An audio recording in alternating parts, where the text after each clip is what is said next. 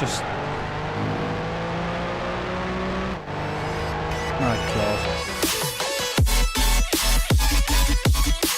Hello everybody, welcome to Chaz Draycott Media and welcome to another episode of Gran Turismo 2. You may be wondering why the Pajero Mini VR2 is the car that we open this episode with, and that is because after this achievement of 100% in the game, yes, I finally did it, I've decided that we're going to be doing something a little bit different for episode 111. I said in the last episode, which you need to go and watch by the way, I've got an idea in my head of a few things that I wanted to do. The first of which is going to take a while. This may be a mammoth recording session today, so there's going to be certain elements. God, I can't even explain it. There might be certain elements of this video that don't quite match up, or it looks a bit different at certain points. That's if I break it up into multiple recordings, because this could take a very long time to sort out. So I've made a list which appears on my phone, and it's 53 cars long. I hope you figured out what we're going to be doing, but we're going to be starting with this one for a specific reason. The music might sound a bit weird and the sound effects and stuff, but I've turned the frame limiter off so I can basically just fly through menus like this. We're going to be going to this, the Gran Turismo All-Stars Championship, and we're going to be heading down here to Laguna Seca. What we're going to do in this episode, which is probably a very long one, is do a time trial with every road car we've got. So anything that started life as a road car, even if it was racing modified for some of the manufacturer events, we are going to test drive it and do 2 laps at Laguna Seca, one with the standing start to get used to the car, and then as a fast lap, a one-off fast lap, and we're going to do a massive sheet and a result sheet of all of them. I'm going to update you bit by bit of what I can see on my phone of what the times are and what things have done, what cars have done, sort of what times and so on. It's taking me a while to explain this. But then we'll have graphics maybe after every 10 cars, I don't know, just to sort of explain where we're at and what's the fastest, and you know, there's going to be the power of the car as well in horsepower, and that's important because we're starting with the lowest horsepower cars first and then getting to the bigger ones. Please don't skip on and go through right to the end and just see the fast stuff, because some of these lower powered cars are going to surprise you, I'm telling you. We're going to start at Laguna Seca though, because I realised it's not a power circuit. There's a lot of twisty bits. You've got to have a decent handling car around there, a car that you can get on the power with easily as well, so it should be a lot of fun this. I'm already baking hot, so I'm going to turn my little fan on down here. And hopefully this will be very entertaining. Once I've done this, we're going to complete the car list. We've only got one more car to buy. Every time I jump into a session or jump into a race to do this, the day counter down here will go up by 1. Every time that ticks over by 10 days, we're going to check the Subaru dealership, because that's what the final car on the list is. Here is the list at the moment. As you can see, we got the Lexus IS 200 LM edition last time round. The car we're waiting on is the one over on the right hand side that's in orange, which is the Subaru Impreza 22B. Last car on the list, can't wait to get hold of one. Anyway, without further ado, let's go to Laguna Seca, shall we? And let's do a test run. This is how we're doing it. So you can't just test drive the car at a circuit like you can on some of the later Gran Turismo games. So if I had to come here, I'm going to turn the frame rate limiter off, and we're literally just going to go to test run, and we're going to do 2 laps in these cars. So let's get into it. Oh my goodness. That took a while to rev up. So what I'm going to be doing is not including all of these warm-up laps, basically. There's going to be a lot of them over the course of this video. Like I say, 53 cars. And I will just include the full lap of what each car does. It's fast lap. So I know this video is going to be over an hour. And I'm going to put a lot of effort into this. And for some of you that may want to skip past some of the slower cars, because I know there will be some of you out there that want to, I will do the little chapters along the bottom down here, so you'll be able to hover over them and see what car is when. It may be very small segments of that, so finding the right one might take some time, but hopefully if you're watching it on a PC at least, or even just scrolling through on your phone, you'll be able to find the chapters on there. So I'm going to fast forward now as this pathetic little mini Pajero makes its way around the circuit, and I'll get on to its rolling lap and we'll see how it gets on, shall we? It's actually struggling to accelerate here. This is going to be quite painful. Oh, and just before I get this started, we're not going to be making any adjustments and putting them all on the same tyres or whatever, so there may be a bit of an imbalance, but we're just going to have the cars set up as they are at the time of the previous episode completing, because that's when I 100%ed the game. Okay? Let's go.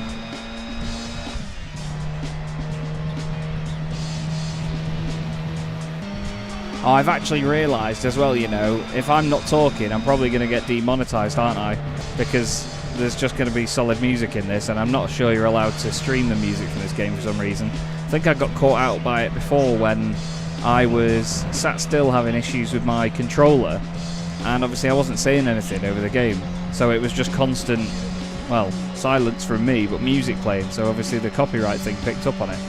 Maybe after this first one, because this has taken a long time to get around, I will turn the music off in the game, finally, 111 episodes in, and I will basically just play some music in the background of it anyway. I won't put music on while I'm recording, just in case obviously it jumps around and so on, but I'll put some copyright-free music in the background of the remaining runs. Come on, Pajero, make it up the hill, you little sausage.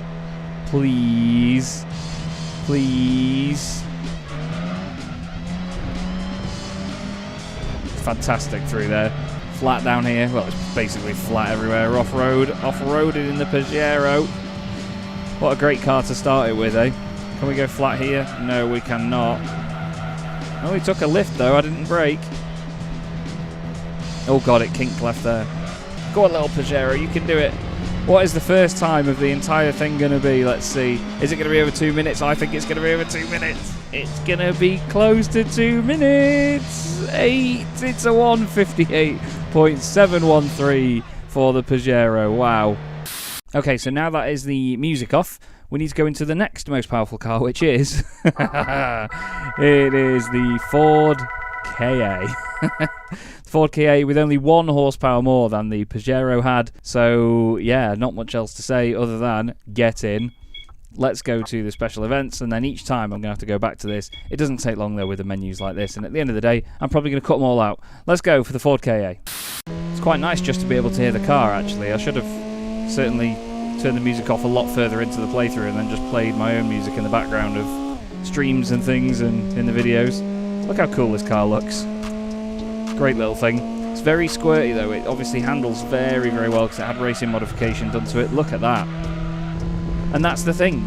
Between a lot of these lower powered cars, there's going to be a big difference in the handling capabilities. So I think it's going to be quite interesting to see how it gets blown wide open, to be fair to you. To be fair to you, to be honest with you. And that, I know, is something I've said a lot through this playthrough. I always say, to be honest with you, as if it adds some extra validation to the end of my sentences. There's a lot of little things that I say and do over this playthrough that I'm sure a number of you have got fed up of by now.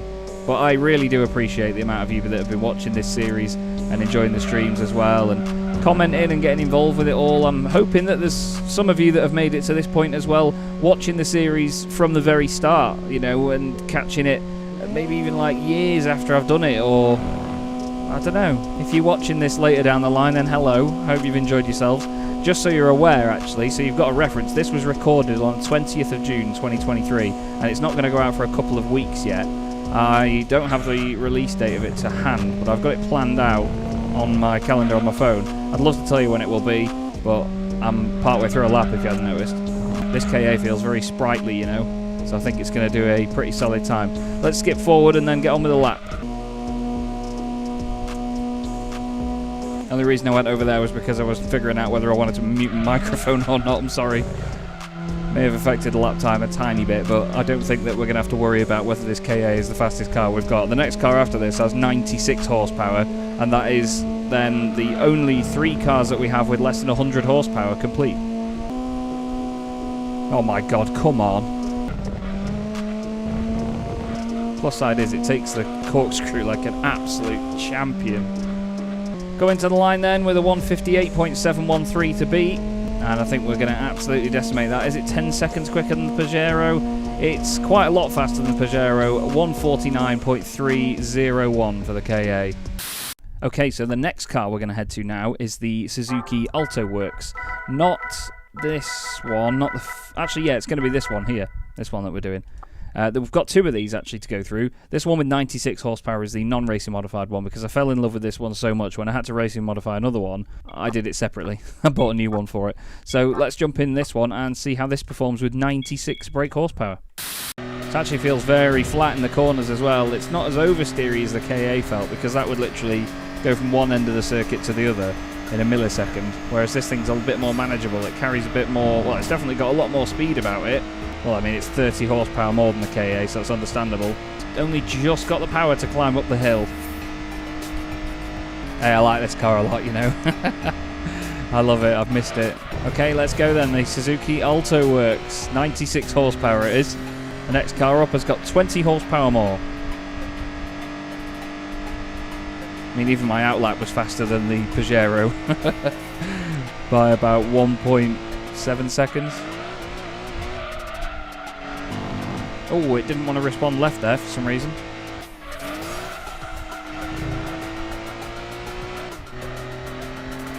That was fantastic through the corkscrew. What a brilliant time that was. Surely that's going to be a good one. 149.301 to beat, and it's going to smack that as well, isn't it? Beautiful. A 142.603 by the Alto works. So even from our very first time, we've actually just taken off, what, 16.1 seconds. And it's the tiny little sausage that is the Honda Beat. 116 horsepower, screams its nuts off. Doesn't handle fantastically, has very long gears. But I think this is going to be very, very quick, this car. I think this is certainly going to batter that time. Gear changes are very quick on this. I think we put a racing gearbox in it, or at least a triple plate clutch. 142.603 is the time to beat. Time to beat. Get it? Not going to beat nothing like that. Oh god. That's the thing though, you get into faster cars, I mean this is nothing yet, but still, when you get up to faster machinery, it's going to be harder to handle some of it into the corkscrew. That's what learning these cars is all about. I only get one lap to do it, but it's just all about acquainting myself that little bit more. Okay, I'm sure we all believe in the little Honda Beat, and I'm sure everybody wants it to be right up there for now, with the fastest provisional time. Let's see. I think we're about a second quicker than the Alto works in the first sector, although that's not going to help. We're losing a bit of speed up the hill. Oh no!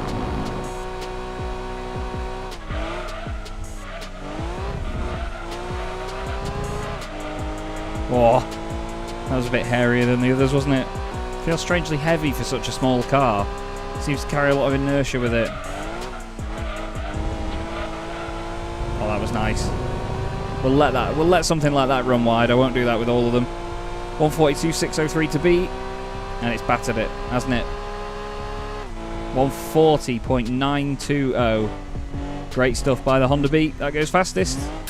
Just going to take a moment to check the Subaru dealership now, because it doesn't usually do it every 10 days, so I want to check it every 5 days.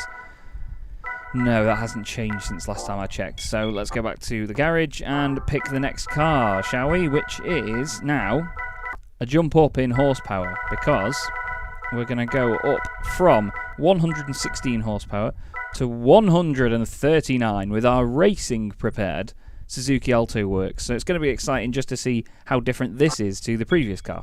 Let's go get on with it. I think this is the first car that's been able to accelerate up that hill. However, it's the first car that's really made a meal of the corkscrew. Okay, so jumping up from 116 horsepower to 139, and the previous Alto works we were in had 96. Let's see what the difference is like, shall we? The time to beat outright is 140.920, and the Alto works that we had before did a 142.603. That was stupidly wide for no reason. I was trying to be smooth and it wouldn't respond. I think I'll let that stand. Cars like this feel rapid through there. Okay, so overall lap time to beat 140.920 and a 142.603 to beat from the other Alto works. This is going to be close to the top, you know, and I think it's going to just do it. A 140.873, that is really, really close between that and the Honda Beat. Shows you just how that different sort of weight distribution in the Beat really helped it in the handling stuff. And now we find ourselves in another wonderful little key car, or K car, and this time it's a Daihatsu Mira TRXX. This car has 148 brake horsepower, so isn't much more than the previous car that we just saw. But the Alto works is now fastest, so let's see if this car, balanced with the sort of 10 or so horsepower more that it has, can do the trick. This doesn't feel like it brakes as well as the previous car actually, so I'm not sure what it's going to be like over the full lap. It may have the power advantage, but I think it misses out elsewhere. Let's see. The lap time to beat is a 140.873. Took a wider line there just so I could carry a bit more speed. It felt good actually. Oh, that was really nice through there. Just skimming along the edge of the curb. Oh, a bit wide out of the final corner. That's going to ruin the run to the line. 140.873 to beat. It's not going to beat that. It's not going to be quicker than two of the cars. It may even go third. It's a 142.989, which actually puts it in fourth place. Not even third. So even with that difference in power, it actually lost out to a car. Oh god, that was loud. Lost out to a car with 96 horsepower there. And that had 148 brake. Wow. Just goes to show, doesn't it? It's not all about power. And now comes a car that's only 4 brake horsepower more, but with a lot better weight distribution. And obviously, as a result of that, much better handling, better brakes and all sorts, and longer gears. The Suzuki Capcino should definitely go to the top here. The weight distribution feels fantastic on this car. And I really like the idea of this video, you know, not to blow my own horn too much, but I think it's going to give me a bit more appreciation for every single car and what they can do. So there might be some here that really do surprise me. But the Capcino is clearly faster than everything we've had so far. It's a good second and a bit faster even just in the first sector, so you can expect a much quicker time here out of this thing. Feels great around there. But look at the speed here. The previous cars have only been hitting about 90 miles an hour at most at the top of the hill. And this thing's doing 90 at the apex of that corner there and still climbing up the speed up the hill. 152 horsepower as opposed to the 148 of the previous car. Oh no! No, I mucked it up. Ah. Well, we're going to have to go again, I'm afraid. If there are mistakes and spins and accidents, then I will just go for another lap. So there's our first example of that, because I know that's not a representative time for this car. It'll be interesting to see if it is quicker though, wouldn't it? 140.873 to beat. And it was still quicker, but not enough, because let's say, you know, it's not fair, is it, to have had that mistake. So let's see what we can do. Line was a bit off through there, but that's not something I'm going to do a whole new lap for. Because again, part of that, I suppose, comes down to how easy the car is to drive. And if it's not easy to drive and I make a little mistake, then it's got to stay because it's a bit more of a wily pig. But if it's a proper sort of 90-degree moment like that that almost causes us to come to a stop, then we're going to lose it and give it another go. I suppose that's why the corkscrew is an interesting part of the lap, because it's very easy to get it wrong.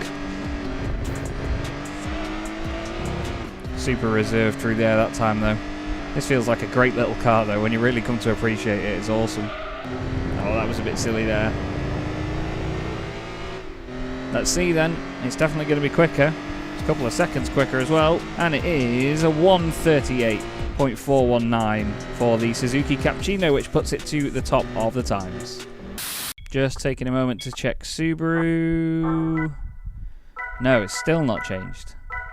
This car is definitely one of the prettiest in our list, in our garage. This is the Jax Honda Civic.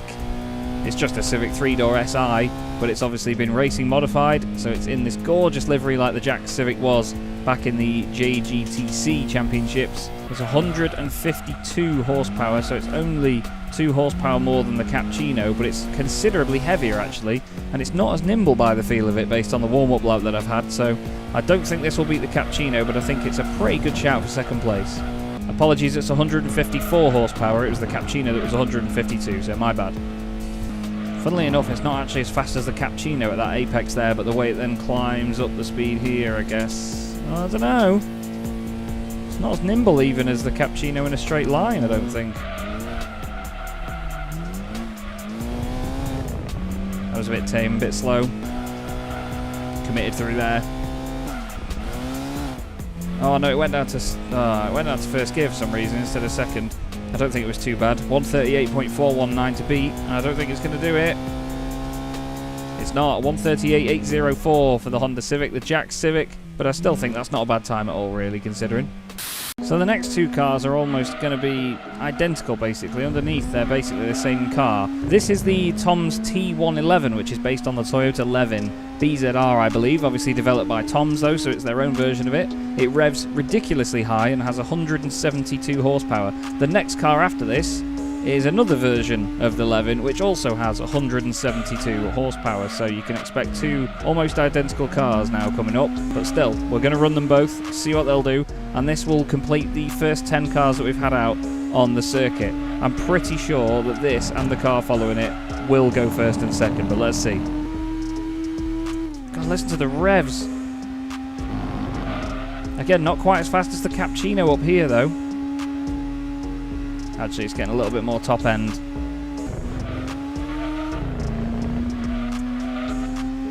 Again, with a lot of cars like this in this sort of power band, it comes down to weight distribution because the handling is a bit more important in these sorts of cars. That's where they gain the speed over the small amount of power that they have.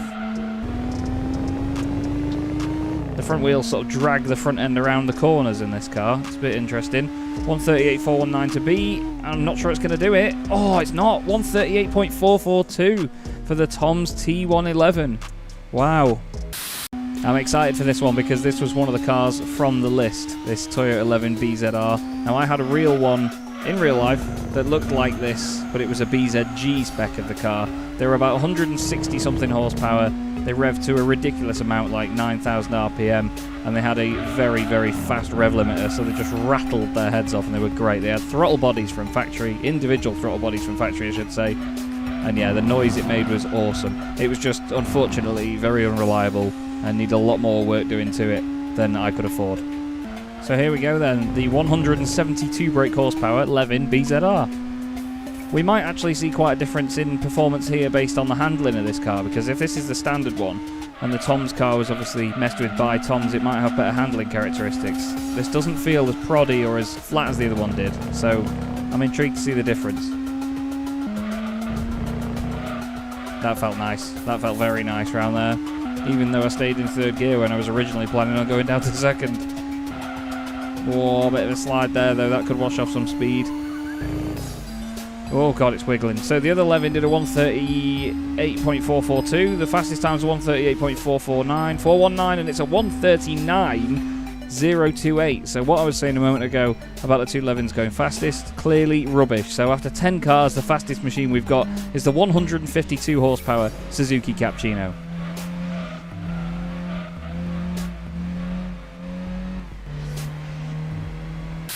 Again, we're just going to take a moment to check Subaru, see if there's a 22B in there. No, it's changed, but there's no 22B. And this car, you should all remember, very close to our hearts, despite having her colour scheme ruined. It's Elan, the Lotus Elan. We jump up from 172 horsepower Levins to 180 horsepower Elan, but obviously this car is very, very light. Just like the Capcino, it's a small, nippy little thing, rear-wheel drive. So this is going to feel fantastic around here. And the gears are much longer in Elan as well. I mean, we're doing 75 mile an hour in second gear, whereas some of the cars before weren't even getting to 75 miles an hour. So this is bound to be the fastest time so far. But by how much is the question? Let's see.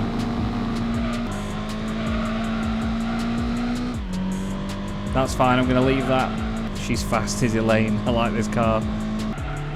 Oh, very wide there at the last corner, but I don't think it's going to matter. 138.4 to beat. We're going to absolutely decimate it, aren't we? It is a 131.685 by Elan.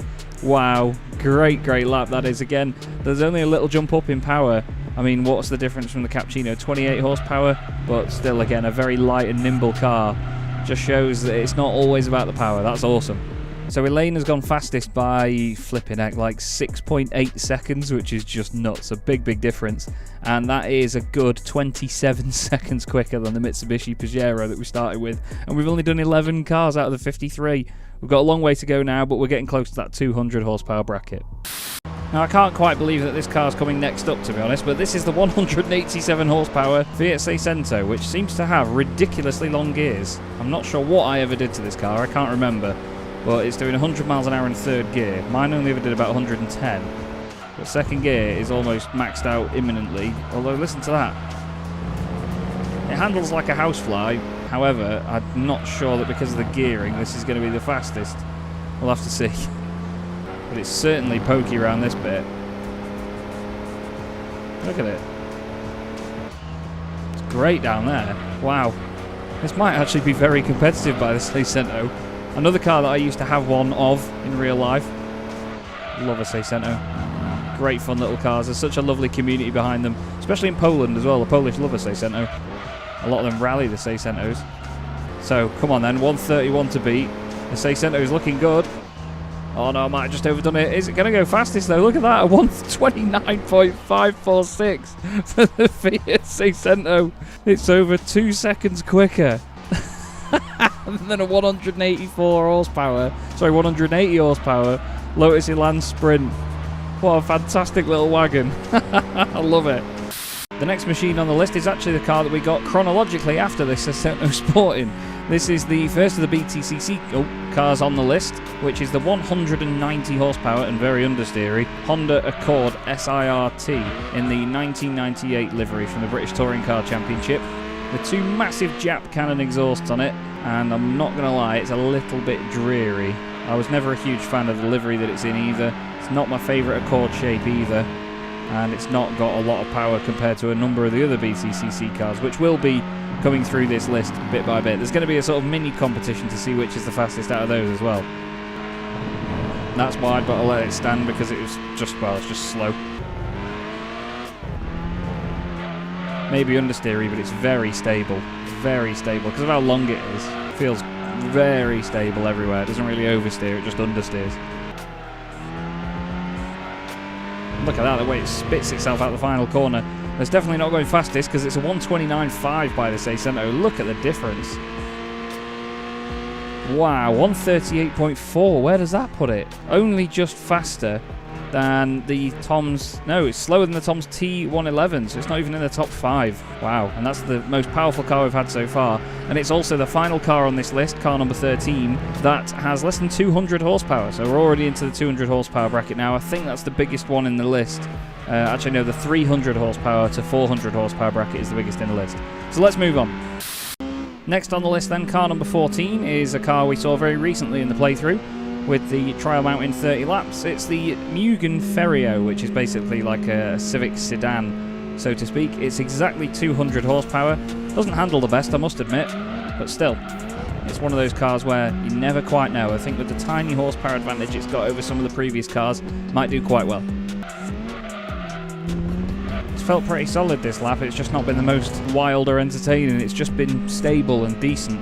It's definitely not the fastest car though, but there's a big gap in the middle. I think that'll put it in third place, that at 135.583. Yes, it will, ahead of the Suzuki Capcino. It's 50 horsepower more than the Capcino, so you would have hoped so, but that was not the most pokey lap by the Mugen Ferio. And coming right up, we have another Honda to join the list. Well, based on the outlap for this car, I'm not so confident for this one. This is the 207 horsepower Honda Accord Type R, another car which I've owned in real life. I owned a silver one of these that was the facelift one, where they took all the cool lips and bumps off the bumpers and, yeah, all the funny flicky bits. They took all the interesting parts off, except for the rear wing and those 2 big exhausts on the back. The exhaust twitch in this game seems to be minute. But on the outlap I just did then, I was not ever out of 3rd gear or 2nd gear. Look at that, look at how slow it is around there. Obviously it's 207 horsepower, but it's a lot heavier. It's a very heavy car, this Accord Type R. It's not as fast as the Suzuki Capcino even at that apex, and listen. It loses speed up the hill, even with 207 horsepower.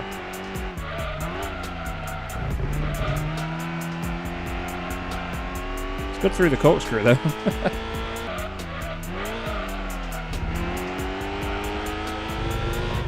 think that's the first car we've gone down to 1st gear in around that final corner. Where's it going to be? I think it's going to be about 4th or 5th. This a 137.651. That does put it in 4th place actually at this moment in time.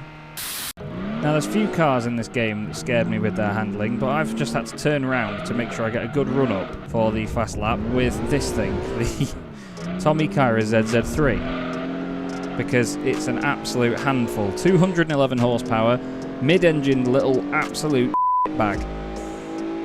I think this will go fastest if I can drive it. It was well behaved at the corkscrew on the outlap, but everywhere else it's been awful. The brakes are terrible. It doesn't stop, it just floats past the corner. It's weird. It carries so much inertia for such a light little mid-engine car. The back end just wants to carry on going past the corner. I'm going to have to let that stand because otherwise I'll never make that corner.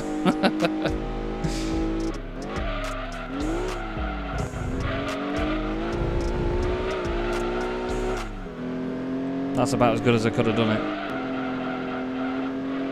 It's just sideways everywhere, man. It's awful. Please don't crash again. Oh, that's fine. That's all you're getting. That's all you're getting from the ZZIII, everybody. I can't do much better than that. It's not even gone faster than a Seicento. It has gone with a 33.463. That puts it third fastest at the moment in time, behind a Fiat Seicento and a Lotus Elan. I'm kind of glad it didn't go fastest, because that thing is a pig. I'm quite confident that this car has the capability and stability to go faster than the Seicento. This is the 234 horsepower Toyota Celica GT4 RC, and boy, it looks good. It looks good, it sounds good, it goes good so far from what I can see. It handles fantastically. It's just got a bit of everything, this car. I don't really want anything to beat the Seicento, because it was my first proper car was a Fiat Seicento Sporting, and it's my baby. However, I think this would be a pretty decent replacement for it at the top of our times. It's not bad in the first sector, but it's not actually as quick as the Seicento at the moment. I don't think, anyway. Almost Scandi flicked that into there then. So don't forget that this has 234 horsepower. The Seicento had 187, but obviously the Seicento was very short wheelbase and very light as well. It's beaten a number of cars with more than 20 horsepower than it so far. And this thing feels so stable, so easy to drive. It's effortless, this car. That was lovely around the final corner, and it's still not going to be fastest. A 129.5 the Seicento did. This is going to get battered by it. Wow, a 133.248. What? That puts it third fastest. 234 horsepower this has got, and the Seicento has battered it. Wow. I know they may not all have the same tyres, same brakes and so on, but that's pretty impressive on the Seicento's part, isn't it? This next car is one of the coolest that we've had, and we obtained it recently as well. It's the 259 horsepower Mitsubishi Legnum Super VR4 Estate.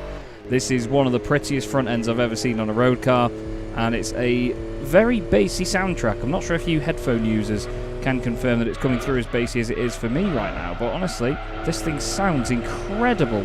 Just listen.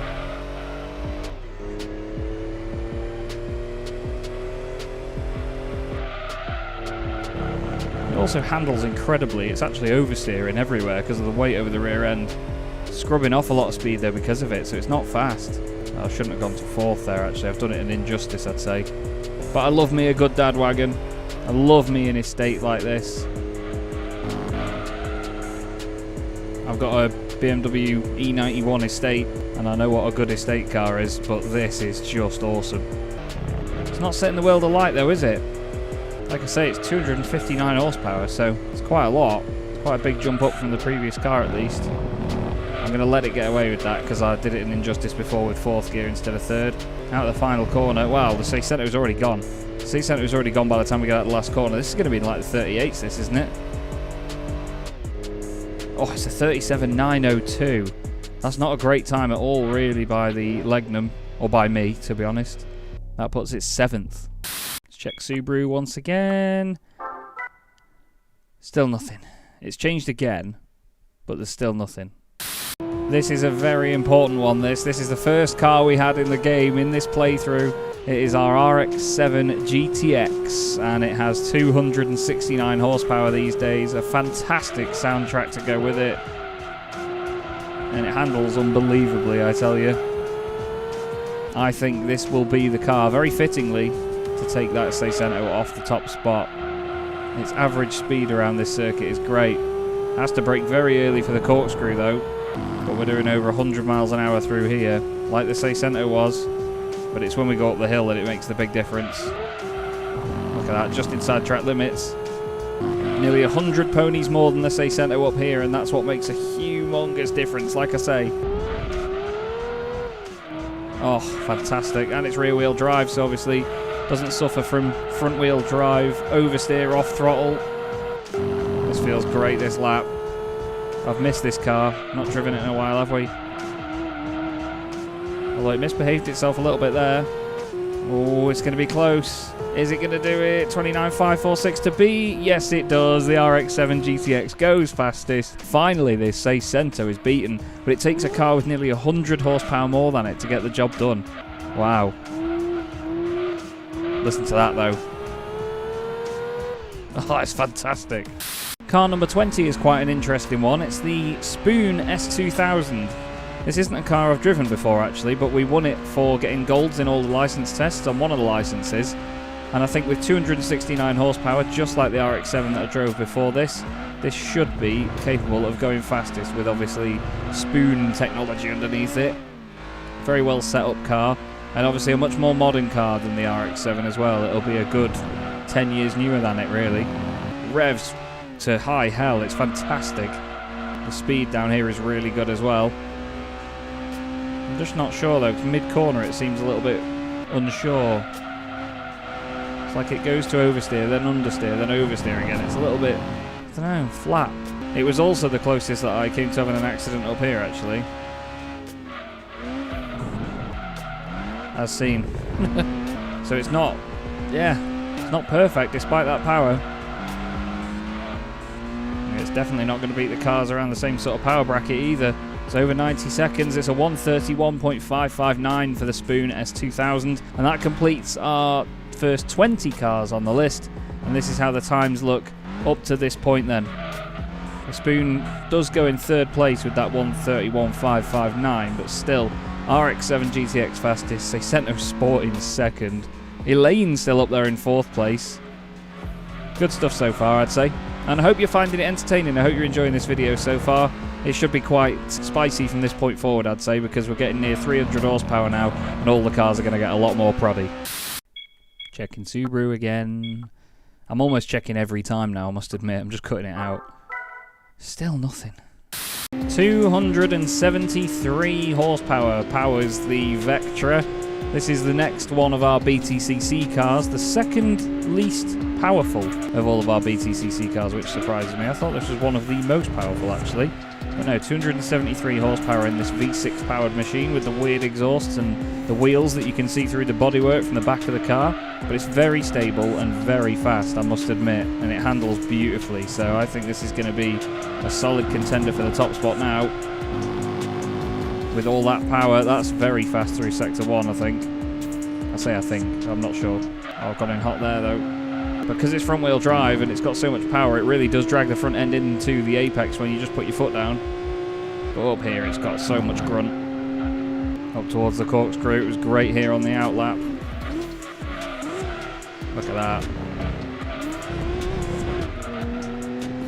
It was a bit sketchy on the exit, actually, but look at the turn in there, it's just unbelievable. I know that 1 minute 0.8 down there, or 1 minute 8 I should say, around that corner is very fast. It's looking good, it's a 1:29.2 to beat, and it's going to batter it. Great stuff for the Vectra, a 1:26.761, and we have a new leader, everybody. And it's one of the British touring cars as well. Checking Subaru again. Come on, please. No. We're at that part of the list now where it's quite funny because you get weird Japanese cars with a lot of power. The Subaru Legacy GTB Estate wagon thing is next up. Another high-powered estate, 274 horsepower, the first of 2 cars with that amount of power in our list. And it comes right after a race car from the British Touring Car Championship, effectively. It handles really well when my controller isn't playing up and sort of having me come off the throttle. But look, there's oversteer again because of all the weight over the rear end. It may have more power by 1 than the Vectra, but obviously, because of the weight, it's going to make a big difference.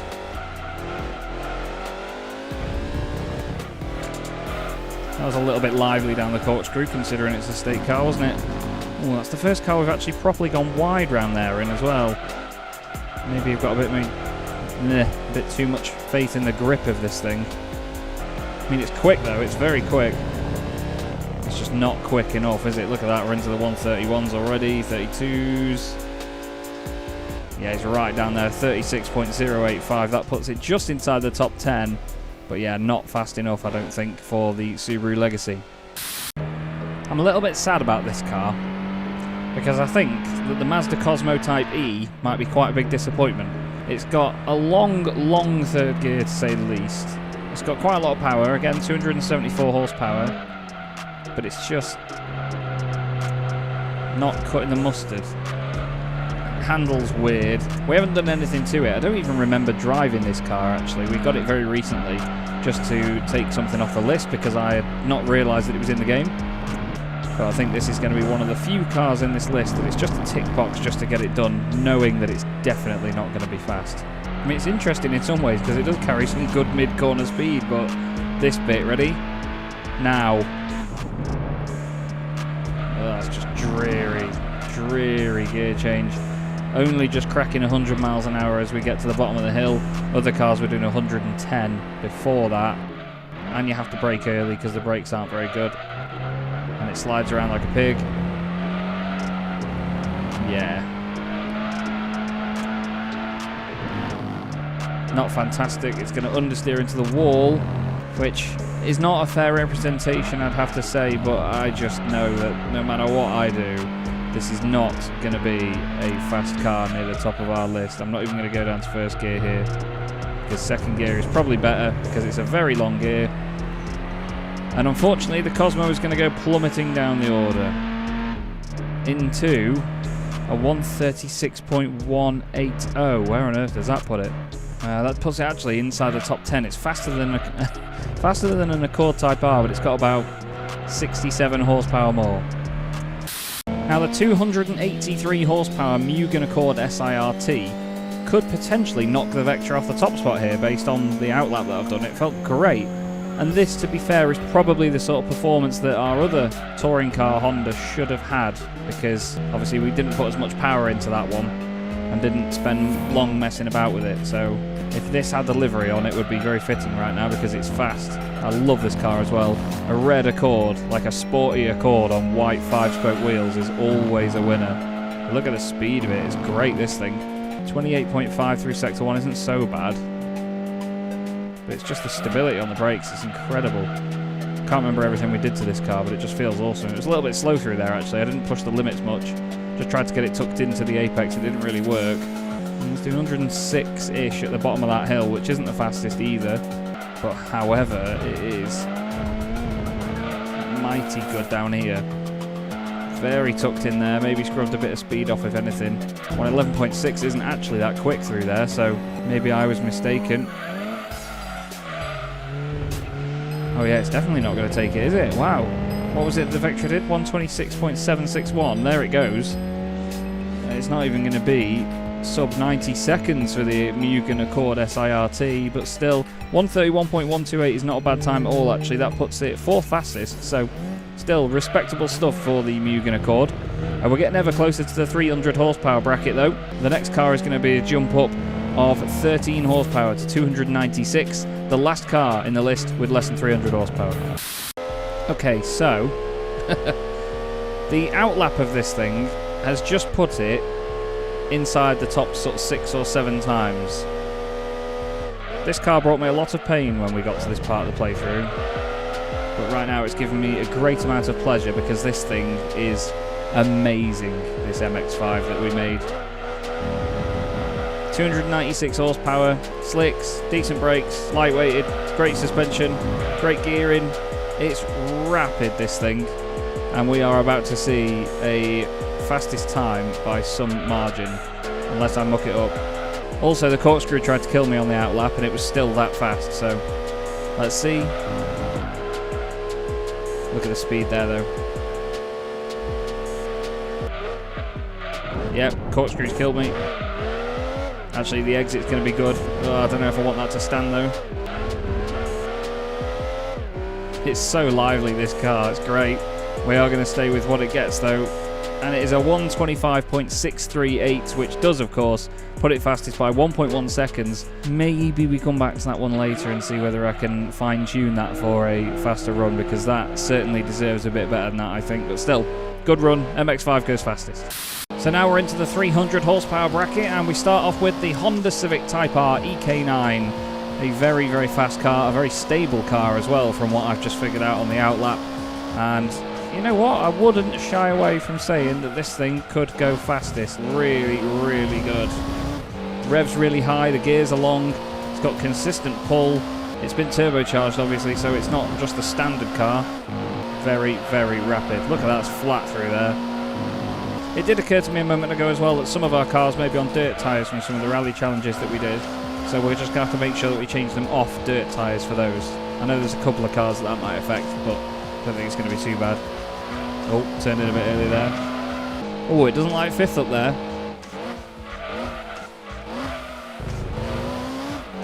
Oh, it's great through the corkscrew though, that, isn't it? Little lift there down the hill. It's fast so far.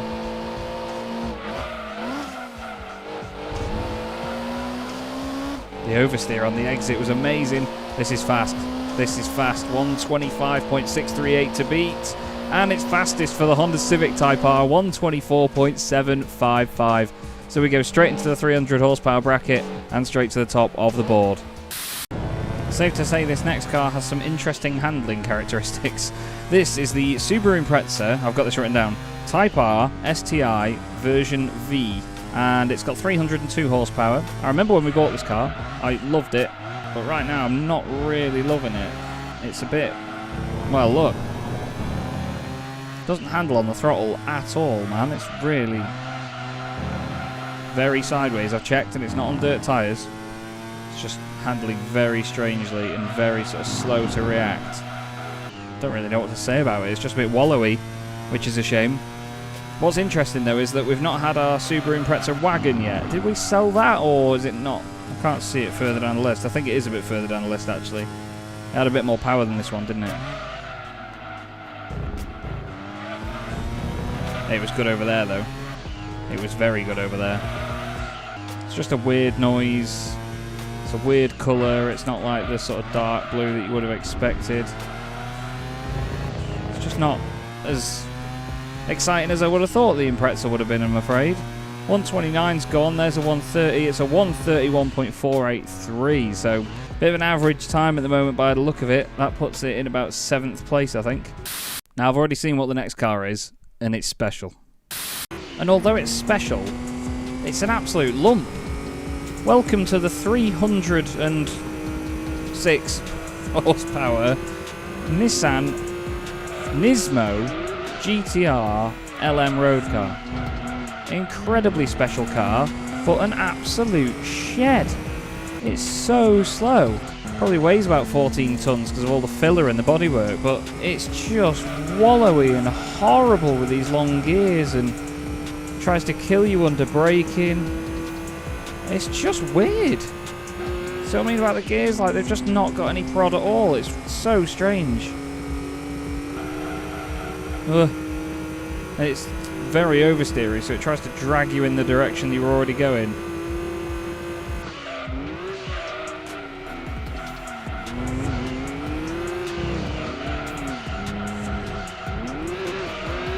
Well, I don't know what that was.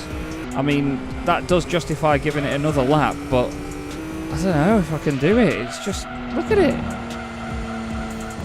It's painful. It's going to get smacked by a 187 horsepower Fiat Seicento. What's the time then? Let's just go with whatever this is, because that's 2, 3, 4, 135.102. Is that even in the top 10? No. That puts it 12th, ahead of the Mugen Ferio, which has 200 horsepower and slower than the Tommy Kaira ZZIII, the little smiley happy thing that's oversteery as hell as well. That's really strange. So hopefully the next two cars will be a bit of redemption. We've got the Peugeot 406 sedan, which is the BTCC car, of course, and it's trying to obviously go fastest, but also beat the Vectra, which is currently 3rd in the times at the moment with a 126.761. This thing always sounds like it's going very slowly because it's so low revving, but it's actually a very fast car. It's got 319 horsepower, and I'm happy to say there's another BTCC car going directly after this with only 1 horsepower more than it. Oh no, I've misread that. It's got 9 horsepower more than it. Oh dear. That was a bit poor, wasn't it? But this is so much more stable and easy to drive than something like that Nismo road car thing. I'm really disappointed that that wasn't as fast as I thought it was going to be. This thing's just great. I'll let that corkscrew go because, I mean, it didn't gain too much from it. I say it like it's not me driving. Look at how stable it is, though. It's awesome. Even the acceleration out of there, you just floor it and it just drags the car around with the front end. The back end's just along for the ride. It's going to be quick, you know, and it's going to be very quick. It's a 125.914, so it goes third fastest, but importantly beats the Vectra as well. Now, the Vectra had 273 horsepower, admittedly, so got quite a bit less than the Peugeot has, but still, it's a nice little competition between the BTCC cars at present, isn't it? Now, this thing is probably the best looking and best sounding of our BTCC cars. It's the Nissan Primera, also known obviously at the time as the Nissan Infiniti G20. It has got only a couple of horsepower more than the previous car, which was the Peugeot. It's about 328 horsepower, but it's fantastic. I love this car so much. It's also car number 30 in our list as well, so it's another 10 cars ticked off. After I've completed this lap, I'm going to go and get myself some dinner. I'm just going to take a bit of a break, because I've been recording this segment now for 2.5 hours. And I really hope you appreciate the time that's going into this, but it's very hot in here at the moment, and I need to just go away, cool down, get some food, and just come back to it. My thumb's hurting as well, I must admit, from pressing the throttle all this time. I don't want to sit here and whinge, but, you know, it's just healthy to take a break from it. I'm really enjoying going through these so far, though, so I'm excited to see how the rest of them go. We're over halfway anyway, and this Primera is going very well. Oh, except not there. That wasn't great. It's a bit messy, but it's fast. Is it fast enough for pole? Well, what would be pole? I don't think it is. Still a 300 horsepower turbocharged Civic Type R EK9 that's fastest at the moment. That was a bit messy in terms of the Nissan. What's it got to beat from the Peugeot? 125.914. It's going to do that for sure. It's a 125.404, and that is actually enough to put it second fastest overall.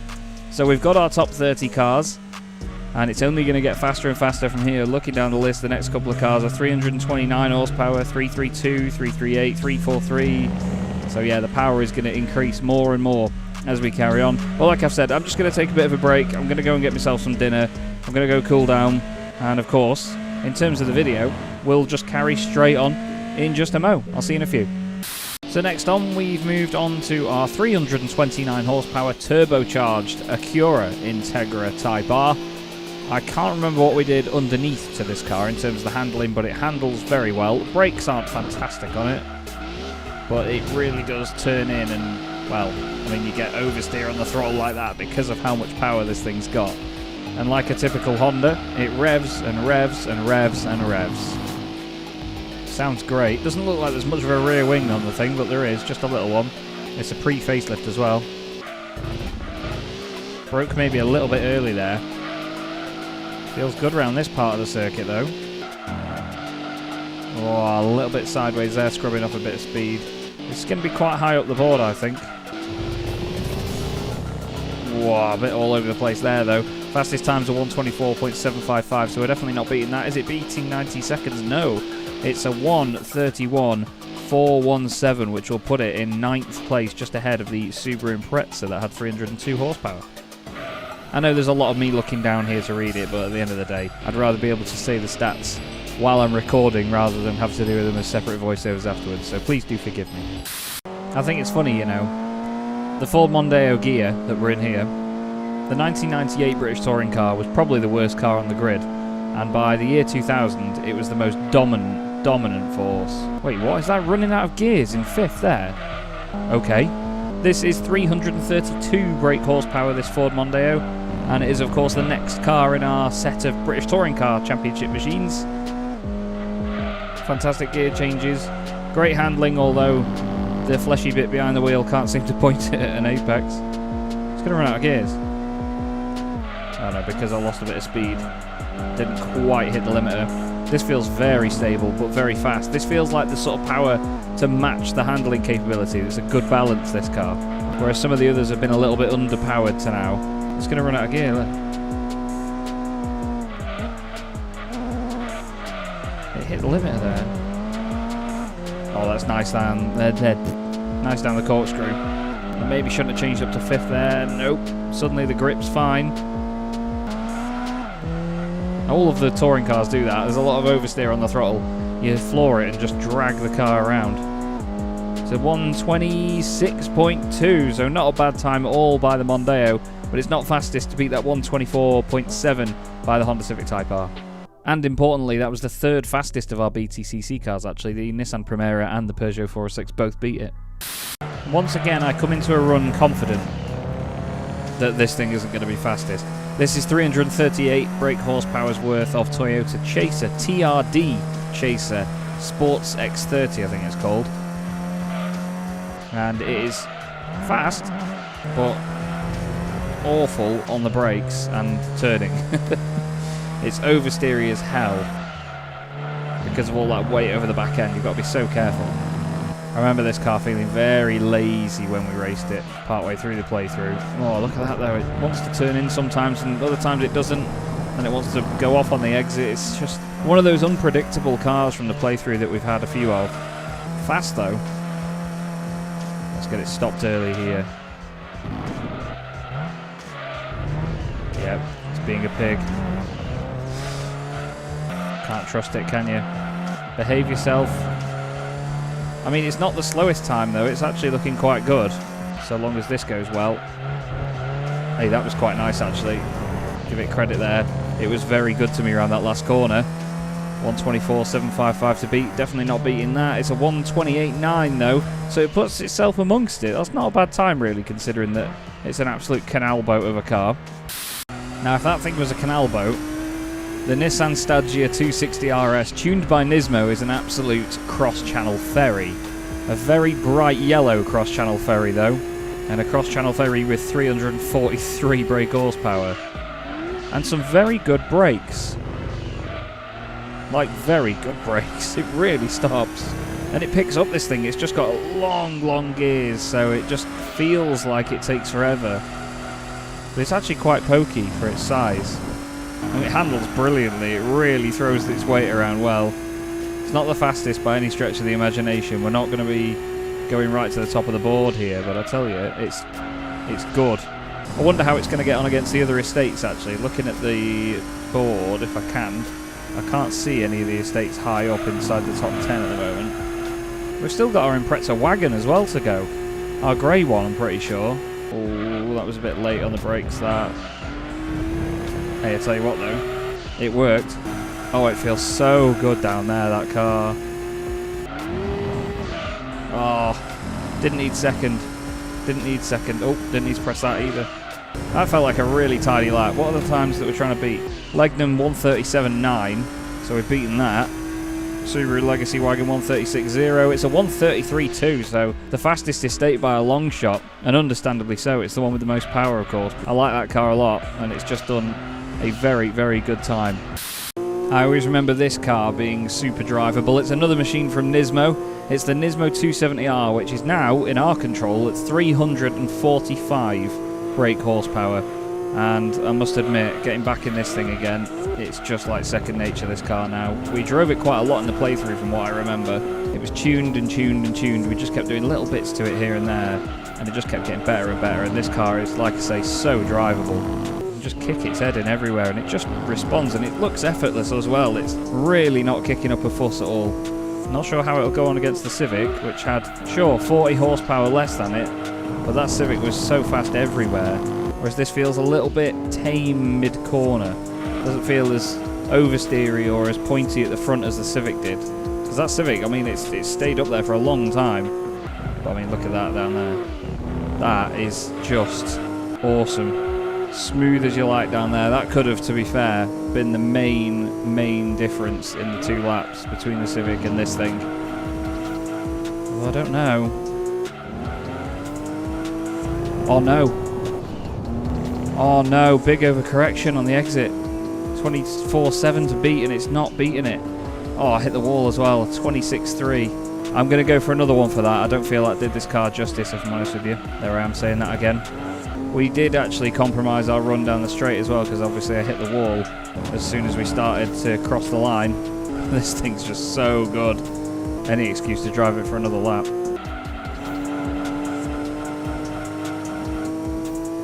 Okay, that was a bit slower through there, so that's alright. It'll probably balance out. I'll probably get the corkscrew wrong now. Yep. Still wasn't bad, but this is going to be my only attempt in addition. I'm not going to throw any more at it, because that's not fair on other cars and the other ones in the list. We're a bit slower at this point. Wonder if we'll make any time up in this final corner.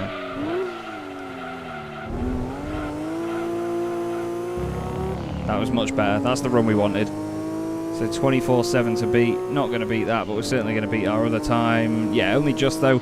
26.276. I'm happy to live with that one. A couple of runs ago, I mentioned our Subaru Impreza wagon, which we're going to be driving, which is this thing. It's 356 horsepower, and the fastest time by one of the estates so far is a 133.2 set by the Stagea 260 RS, the Nismo one. I think this Subaru is going to beat that, even though it's only 13 horsepower more. This feels really good, this car. I really like it. I've had a really enjoyable outlap with it. And it's just fast everywhere in general. It's great. Long gears, but a lot of power to go sweeping up them. Look at that. Very quick. It's just on a bit of a balance of oversteer and understeer. It sort of wobbles its way into corners. It's just quick up here though. Look at this. It's not going to go fastest, but as long as it beats a 133.2 with the Stagea RS, it'll make sense, really. That was very tidy. Whoa, a little bit of a slide on the exit. Well, that was a mistake. Pushing too hard for the car's sake. I'm willing it on to beat the Stagea. Oh no. We hit the wall. I think that's the first car I've done that with. But it's a fast lap, though. It's a fast time. Wow, it's a 129.252 for the Impreza wagon. That puts it kind of high up, I think. What is it, 252? So it'd be just ahead of the Mazda GTX, actually, the RX-7 GTX. So it's inside the top 10 for now. That's really good, actually, for an estate, isn't it? But still, somehow, the Honda Civic remains at the top. I don't get it. The Nissan Primera is in second place at the moment, and then third, we have the Mazda MX-5, the S Special one, the dark green one. Coming up next, though, is the final one of our British touring cars, so we're going to have to see whether it beats that Primera with a time of a 125.404. Could you remember which one it was? It's the Laguna. My favourite Super Tourer of all time, the 1999 Renault Laguna. However, unfortunately, in this game, they didn't really do the livery justice. But this one is 380 brake horsepower. It's even got the little yellow tear-off strips on the windows, which I think is a cool little detail. They were used to show spectators and everyone else where the drivers had made their mandatory pit stop during the feature races in the late 90s. But this is fast, I have to say. Very fast. 380 horsepower, V6 engine in the Laguna, so it's got some big beefy lump up front. But it's just so planted as well. As they are, obviously. It's all racing modification. They've all got slicks and decent suspension and so on. It's very fast up there. It was nice and stable on the outlap in the corkscrew. That's just easy, isn't it? Look at that. It just gobbles the corkscrew up like it's nothing. I had to get out of it a little bit around there as I ran wide. 105.5 through there is fast. That's going to be quick, surely. 124.7 is the fastest time overall, 125.4 is the fastest BTCC car, and it has smashed it, a 123.396 for the Laguna. That is a new overall leader and the fastest BTCC car of the lot, and typically it is the one with the most power in our garage. I'm very happy with that. 23.396, wow. Oh! It's there. It's there. Let me turn the frame rate limiter off. There it is. The Impreza 22B. It showed up in the used car lot. And with these presses of these buttons, we've completed the list. We've done it. So we've 100%ed the game and completed my car list. We now own a Subaru Impreza 22B. 276 horsepower, and I think it's only fitting that we take that out now. We may be in amongst other cars that have got different power and whatever else. Let's go see what this can do. Well, I can tell you from the outlap, it's phenomenal. It's really phenomenal. It may not be the fastest thing in a straight line, but it's really good. Now, a car with similar power that's quite high up the list is the Vectra, just inside the top 10. That's got 273 horsepower. This is obviously 276. As a part of that sort of agreement that Japan had when sending all the cars over to Europe, that they wouldn't have more than a certain amount of power.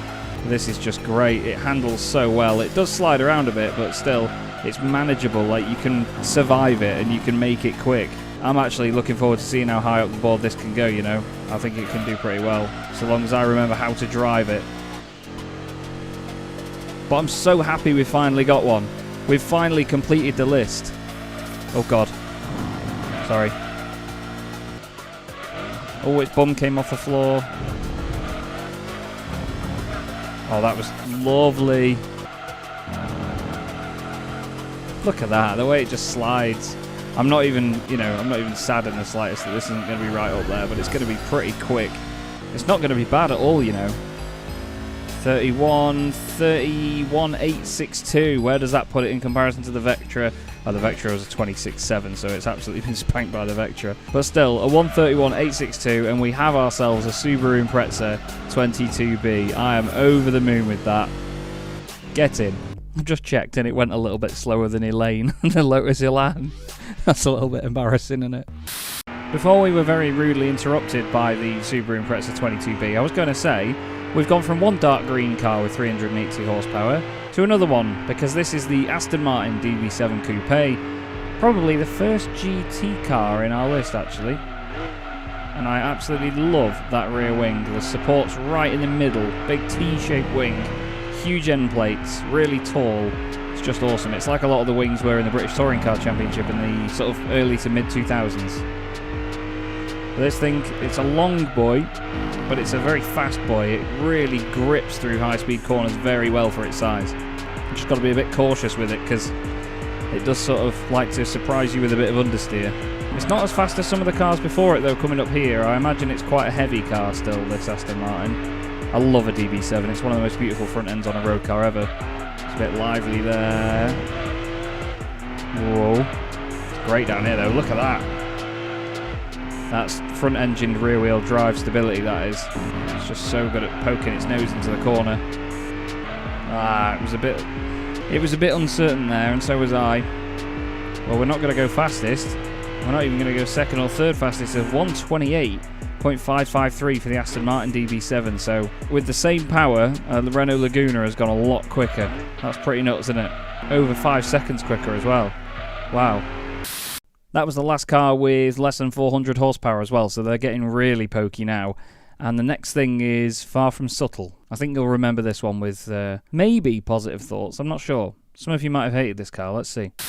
Yes, it's our plum crazy Charger, coming in at 408 brake horsepower, and with the weirdest power band in the world. The more you rev it sort of up and above 6,000 RPM, the slower it'll go. So you've got to sort of really short shift everywhere. And it understeers like a pig on the throttle. Look at that. It's mad. It's just mad. Like most muscle cars, it's fast in a straight line. Oh!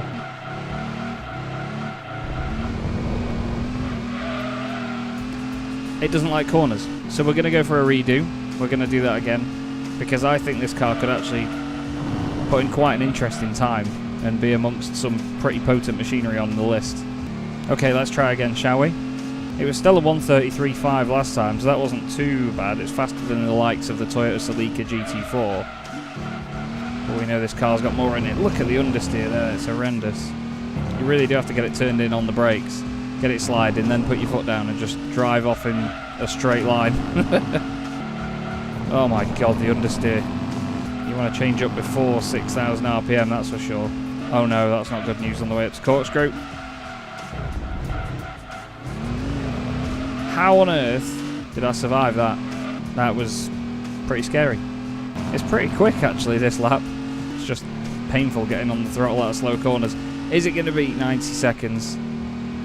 Yes, it does. A 129.751. So where does that put it? Just behind the Fiat Seicento Sporting and ahead of the Mugen Accord SIRT. But 408 horsepower, though. Obviously, it's not all down to the power, as this list will prove. And this is how it looks after 40 cars of the 53 that we've got to get through. Now 54 cars, actually, with the addition of the Subaru Impreza 22B. So we'll carry on, and we'll do one final run-through of all of these cars, and then we'll get final results at the end. So let's get into some big horsepower now, shall we?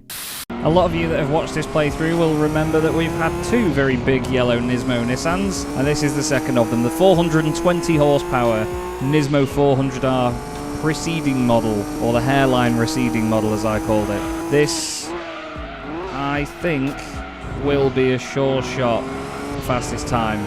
This thing is very proddy. So 40 horsepower more than the Laguna. Sure, maybe not as stable, maybe a bit more understeery in terms of just raw speed. This thing, the way it slides, I think it's just going to be quicker. Look at that, it just glides around corners. Although I don't know if that's going to be scrubbing speed off or not, you know. We're getting to cars now where we can't stay flat through that kink. Sounds like there's something wrong with this car. Sounds really rough. Look at the slide around there. What is that? We're nowhere near the Laguna. Wow. So the Laguna did a 123.3. This is not going to be anywhere near that. Wow. I would have been sure this was faster. It felt fast. Wow, it's a 26.5. So that's like 7th place or something. Only just beating the Vauxhall Vectra. Flipping out, that surprises me a lot, that. It's a very fast car, the Nismo 400R. Especially with more power than normal as well, with 420 brake. Well, we go on to the next car that's got 423 brake horsepower. And some of you will remember that this thing went very well around here earlier on in the playthrough. Well, this car may have 423 horsepower, but it's actually called the 427. Welcome to the Shelby Cobra 427. Like I say, some of you will remember that this was very fast around here in an earlier part of the playthrough, I'm pretty sure.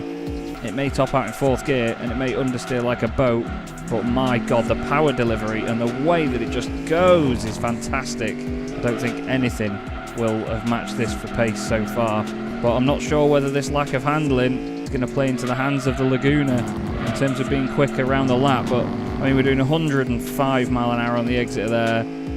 It's doing 130 before this corner, but then again we're going to go way past it. Big understeer.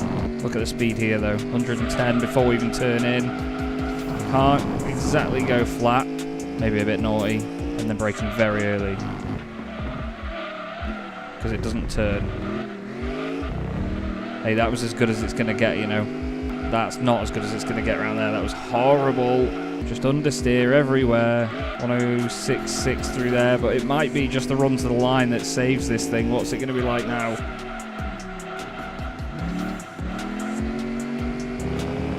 That was very well gripped up. Is it going to be enough? It's not going to be a 123.9, is it? It's not. It's not going to beat it. It's a 124.412, and I'm pretty sure, yes, that is 2nd place for the Cobra 427.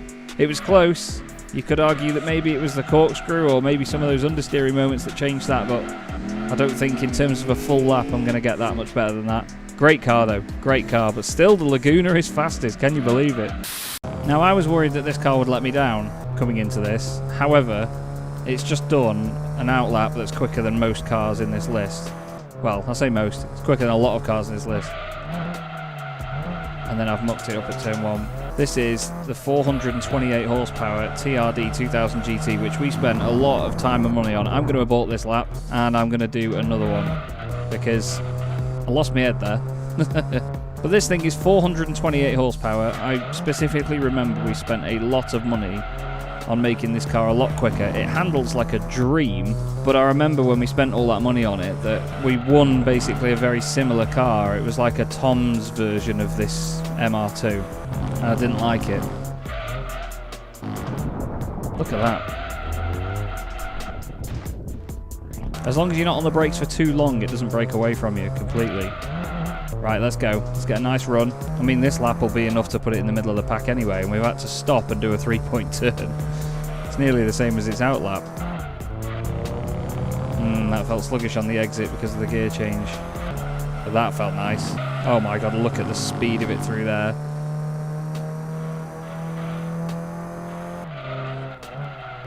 Oh no, I hit that grass.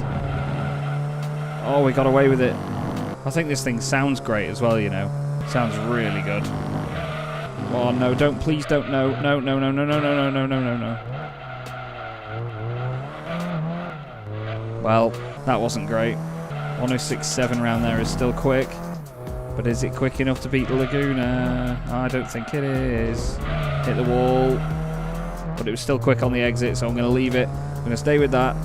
3.3 to beat. I've not looked at what I'm doing. It's a 125.105. So it's all right, but it's not great. That's what, 4th place. 428 horsepower, and the amount of money we spent on it. It's got a bit of a habit of being a disappointment, this car, unfortunately, while being very good at the same time. It's interesting. Okay, this is an important one. The Viper GTS, one of my favourite road cars of all time. This is our racing modified one. 463 brake horsepower. It's got just about everything done to it, and it is, well, very fast. Interested to see how it goes up against the other GT car that we've had so far, which is, of course, the Aston Martin DB7. But I'm also excited to see whether this thing can beat a Renault Laguna, which, if it can't, don't know what to say or do. And it shows you how fast that Laguna is. That seemed strangely nice around there. Look at the speed of it through here. Look at that, inch perfect at over 120 miles an hour. Needs to brake nice and early here, though.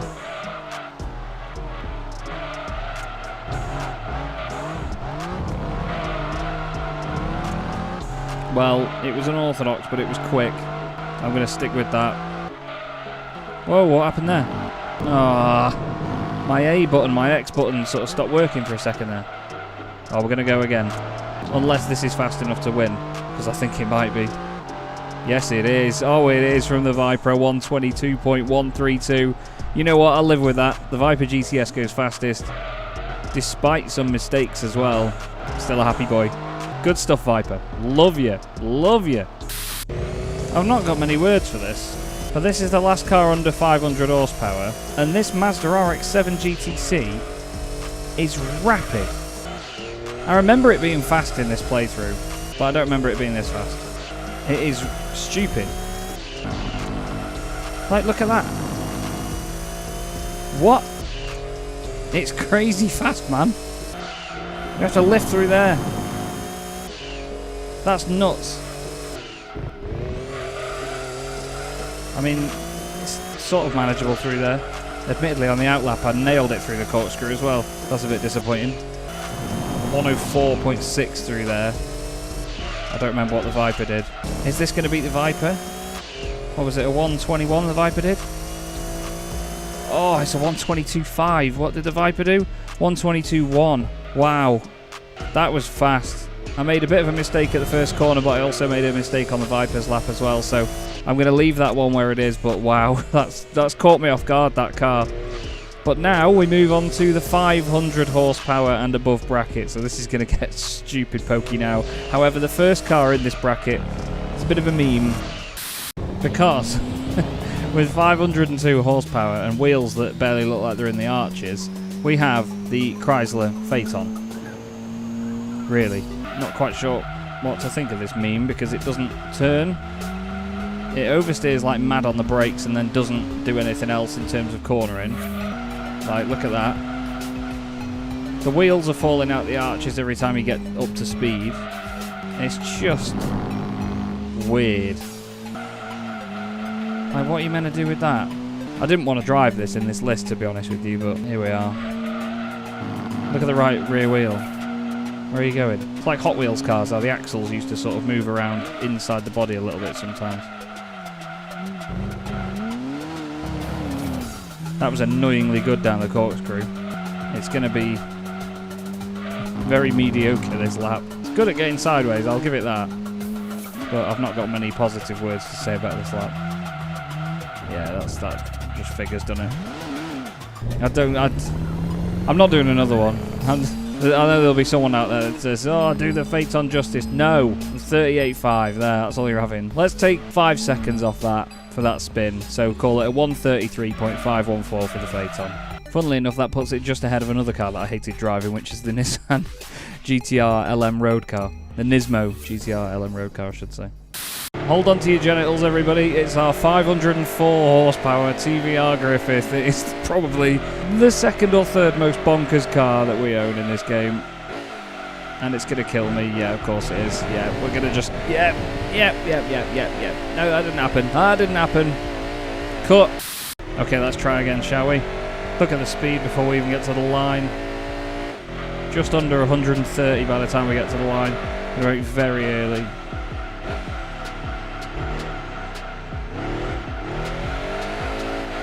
Oh no!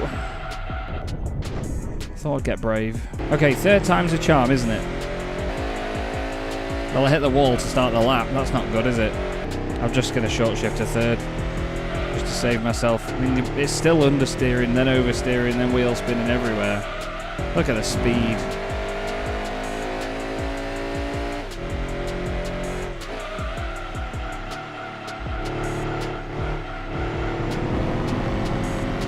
I think I pretty much kept touching that curb. That counts, right? Having to lift there. Oh my god.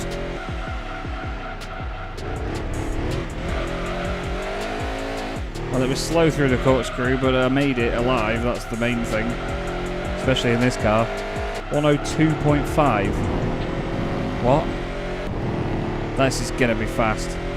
This is going to be fast. Oh my god, it's a 119.434. It's the first car to go under 80 seconds here at Laguna Seca in this list. And of course, it's this mad thing. I love it.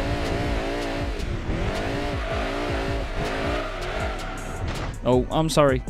Okay, so that goes nearly 3 seconds quicker than anything else. Now we've got a first of 3 cars coming up from Mines, the very famous tuning company in Japan. So you know that these are going to be proddy. I had a lot of pain in this car when originally playing with it, but this 518 horsepower Mines Evo 5, well, while topping out very easily, is, well, stupid fast, to say the least. And very good at going sideways, but look at the way it spits out of corners. Not many cars have got to 100 miles an hour before that corner there. Just wondering whether its top speed will really hurt it, because the way it goes up there is just mental.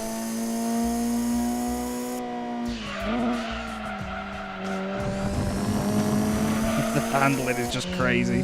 So we've got 3 cars from Mines. We've got this, the R32.5 Skyline, and then the R34 Skyline.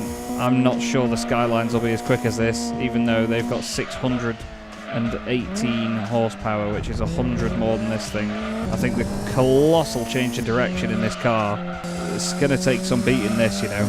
It's going to take a big horsepower deficit to bring this down.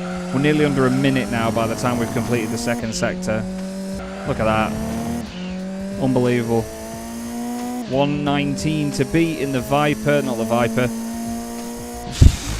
117.068. These lap times are tumbling now. This thing is fantastically fast. Oh my god. I'm only on the warm-up lap with this car. And this is unbelievable. Welcome everybody to the tiny demon that is the Tommy Kaira ZZIII. You can argue this is a race car, but it was designed as a road car, and this is stupid fast. Like stupid fast. 588 brake horsepower in this car, loads of downforce, racing components, and I mean, my god, and so much drivability, so much drivability. Look at it through there, that's just mental. Oh no, oh no.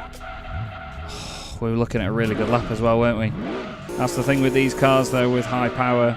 I mean, it's still a 109.141 through there. You see what the out lap was as well? A 121.5. I think we found our winner.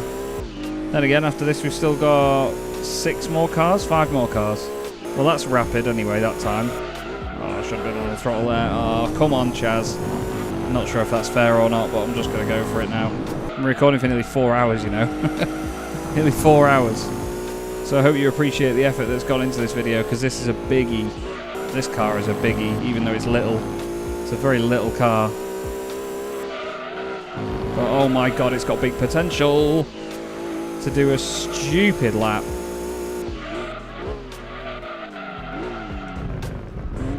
Oh no. Nope, we're going again. That's how you know it's got stupid potential. Look at that, it's 1 minute, 0.1 after backing off on a lap. Let's go. Come on. Come on, little Tommy Kaira. You can do this. Oh my god, look at the lap time. It's a 16.8 with a mistake and backing off. Oh, Come on, what is it? What do I have to do? Well, that's the fastest time, isn't it? But it can go quicker. You're going to have to bear with me. You're going to have to bear with me. I want to get this car round a lap as good as I can. Okay. Time for attempt number 4. Even a 124.2 is good. That's nice. That's yeah. Go. God, I'm concentrating. God, that's fast. Whoa, whoa, whoa. It didn't want to turn them for some reason. Just behave yourself. That'll do. That'll do. We're less than a minute. We're less than 59 seconds even. Typical. That's the only time we get the last corner wrong. But this is going to be a lap to break all laps. 1:17.0 to beat, and it's going to be a 1:15.2 from the Tommy Kaira ZZIII. It was worth doing, wasn't it?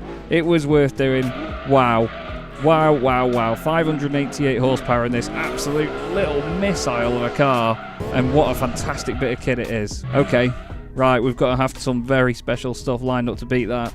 As much as I love this next car, and it's one of the best sounding cars we've got, the Mainz R32.5 Skyline GTR is just not going to cut it against the ZZIII, I'm telling you already. 618 horsepower this car, 30 more than the ZZIII, but it's just not got the same gravy. It's great at floating sideways on that four-wheel drive system, but it's just not got it. It's fast, don't get me wrong, it's probably going to be right up there, but it's just, even with 618 horsepower, which is more than 100 more than our TVR Griffith, bear in mind, it's just not the same kettle of fish, is it? Got to be super careful over the corkscrew with it as well, which is strange for a four-wheel drive car. It just doesn't slow down for it at all. It's still fast. It's 103.25 in that second sector, and that's a lovely last corner as well. Go on, little Mainz. Do yourself justice with a good time. What have we got? Oh, it's not beating the Griffith. It's a 1:20.074 though, and that is a very respectable time all the same, but that shows you just how fast our Griffith is, doesn't it? It beat the Viper by 2.1 seconds though. There's a big gap after that car to the Viper, and there's a big gap ahead of it as well, to be fair. From the brilliantly bonkers R32.5 GTR, we go to Mainz's next creation, which is the R34 GTR. Obviously there would have been an R33 in between, I think there was as well, but this thing, well, same power, same many things actually. To be fair, for this game they could have just made it the same car underneath. A little bit of a mistake there. They could have just made it the same underneath and reskinned it, to be fair to you, because it's very similar. But this just, I think, has a few handling performance changes that make it that little bit better. It's a bit more of a modern car in comparison by a few years, and it's awesome. It's got that big Jap can exhaust on it as well, which was synonymous with the Mainz cars. You know, there was no fancy exhausts or any mucking about. It was just big cannons. Oh, well, that's piggy behaviour. However, what a recovery. Wow. Whoa, that was great round there. That felt awesome. Hey, it's quick, innit? It's quick, this. Not a bad time at all. 1:20.0 something for the R32.5. That was nice. I think it's going to beat it. Oh, it's going to be close. Oh, it's going to be close, but it's actually gone to the R32.5. Wow. 1:20.257 for the R34. Great stuff. So the R32.5 wins it out of those two. Nice. Okay, so very quickly, this is how the top 10 looks coming into the last 3 cars, because the last 3 cars in this list are all bonkers machines. First one of which has 716 horsepower, one of them has 807, and the fastest of them has 818 horsepower, so it's going to be a lot of fun. But this is what the results look like at the moment then. Tommy Kaira ZZIII is the fastest with a 1:15.255. Then you've got the Lancer Evo 5 from Mainz, the Griffith, then the 2 Skylines that we've just done, the Dodge Viper up there as well, ahead of the Mazda RX-7 GTC, a Renault Laguna, a Shelby Cobra, and the Honda Civic Type R, the 301 horsepower Civic that we turbocharged, is in the top 10 still. It's fantastic to see that. But now we're going to get to some real nitty gritty. So these are, I'm sure, the cars that a lot of you have been waiting for as well. You've surely skipped on, I'm sure, to this point. And I kind of hope you haven't, because I've put over 4 hours now into this, and this is before editing as well. It's going to take more than that to edit, because I have to play it back in real time and go through each bit. So I really do hope you appreciate the effort that's gone into this video. But let's go and enjoy these final 3 cars, shall we? The first of which is going to be scary, I think. Well, when you look at the other two, it's not going to be scary at all. Welcome to the utterly bonkers Ford GT90. This is so fast, this car. It's just done a 122 on its outlap with 2 spins. Yes, 2. Because I cannot drive this car around the corkscrew. Okay. Well, that's not good, is it? Look at the speed of it. Look at the handling. The handling is probably the most impressive bit of it. It just grips like mad. Over 700 horsepower in this thing, but, I mean, the way it grips and just sucks to the floor is just stupid. I love it. I hate the look of it. I like the front of it, but I hate the back of it. Flat. Oh my god. Right, this is where we die. Oh my god, it's actually got us through. Surely we're going to be sub 1 minute through this sector. Oh my god, it was 58.8 in the ZZIII. It's 56.9 in this, so it's going to be even quicker, surely. It feels really grippy out of the last corner as well, so hopefully if I get it right... Oh, I've got it so right. Oh, that's probably the best I've done in the final corner all day. And across the line, the GT90 does a 1 minute 12.168. That's like IndyCar pace around Laguna Seca. Now that is a bit of a benchmark to the final 2 cars, one of which I mentioned a moment ago is going to be very scary. The other one I think is actually going to be really stable and quite easy to put a lap in, so we'll have to see. But the next car, I'm sure you all know where this is going, but the next car is the scariest and most bonkers car that we own in our garage, 100%, like no questions asked. You've seen it multiple times, you've seen it race in different series and see me screaming at it. It's probably provided the most entertainment of all cars that we've got. Anyway, let's go. Do you recognise the noise? If you don't, I'll be disappointed. I mean, you can probably hear a lot of understeer because that's what we're getting. However, 807 horsepower is the figure that gets driven to the rear wheels of the TVR Speed 12. Resulting in that sort of speed. Trust me, you don't need second gear. Just... My god. No. No. We're going to call that one off. We're going to go again. Because this, again, is a car with colossal potential. As long as I can wrangle it round a lap. The brakes are actually very good. It's just... getting on the loud pedal is the most dangerous thing in the world. We're going to stay in third. And go.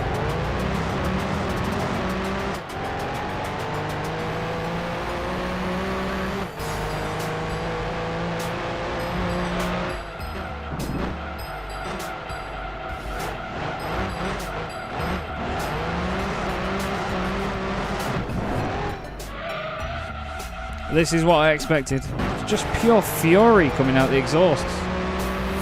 Like, you can control it at speed, it's just at slow speed it wants to rotate completely on its own axis. Oh my Christ, that was just me about. Oh!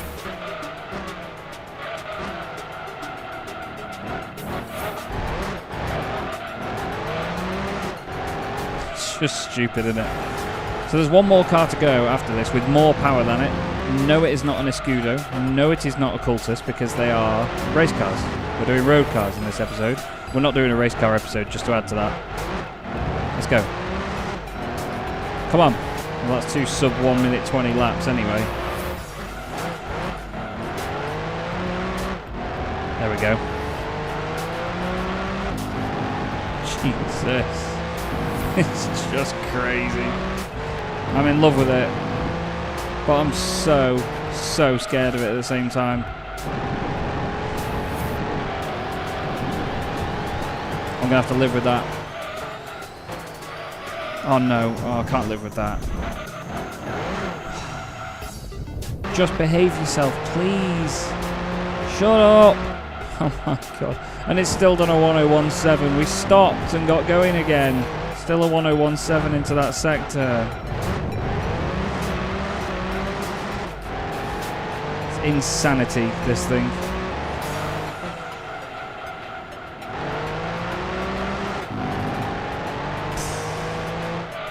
It's on the limit everywhere it goes.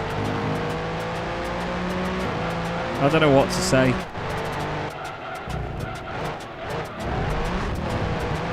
Oh, we're going to have to just live with that, aren't we? We're going to have to live with that, everyone. It's a 56.7 in that sector. Hey, that last corner was bad. Come on. It's not going to beat the thing. It's not done it. It's a 1:12.809. That's the lap. That's the lap. It's going to stay. 1:12.168 by the Ford GT90. Just simply on more drivability. Just being more drivable than this absolute maniac. Unbelievable though, isn't it? Look at the speed.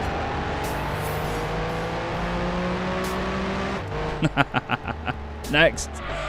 Actually, you know what? I can't just call that and then shout next, because the final car is one that's going to be so much fun.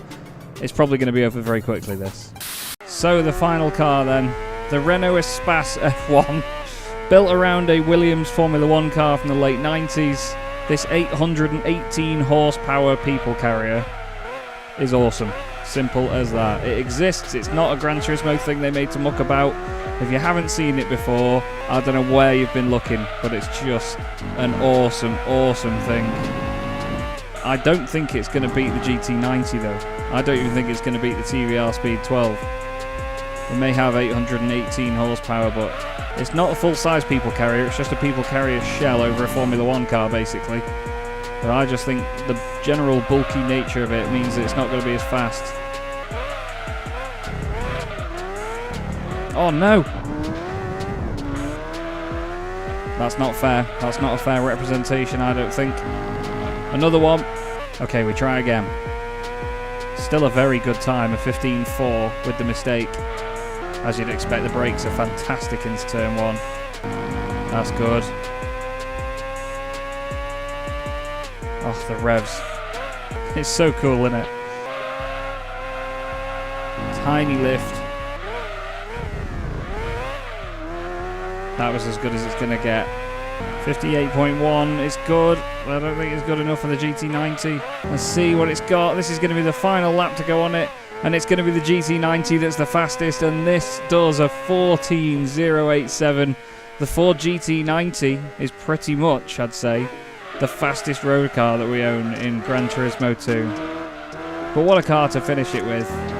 And what a fantastic thing to do. I've planned this for quite a while. Doesn't take a lot of planning, but obviously it takes a lot of recording. I've now been recording for, well, nearly 5 hours now, I'd say, to get all this done. And I really hope you've appreciated the effort that's gone into this. This is probably the biggest and most difficult video to make in this series so far. One of the other videos I did have planned, admittedly, was to do like high-speed tests and a bit of mucking about with gear ratios on some cars that have got a lot of power, but quite frankly I'm not sure I'm going to do that. I think that's going to be it for Gran Turismo 2 now. I don't really know what else to say, but we've completed the list. We've been through all of our road cars in our garage. I don't want to do the same again with the race cars because I don't think it'd be worth doing. But I have honestly adored this playthrough so much, and thank you everyone that's been watching it, because it's meant a real massive amount to me, this has. It may not seem logical to many people that it's meant a lot that I've played a game and people have watched videos on it, but honestly, for the last year and a half, this has been something that's been constant in my life, has been this Gran Turismo 2 playthrough. And I love this game so much, and to be able to 100% it and have great people commenting on the videos and watching it with me has been honestly a joy. So, thank you everybody. Thank you honestly. But that, I'm afraid, is all we've got time for here today on Charles Draycott Media. And that is all for this playthrough. So thank you very much for watching. I will not see you in the next episode because there won't be one. There'll be plenty of other playthroughs and other things coming on my channel soon. So, thank you everyone. I'll see you again very soon. Oh, also the unbranded drink is Pepsi Max, obviously.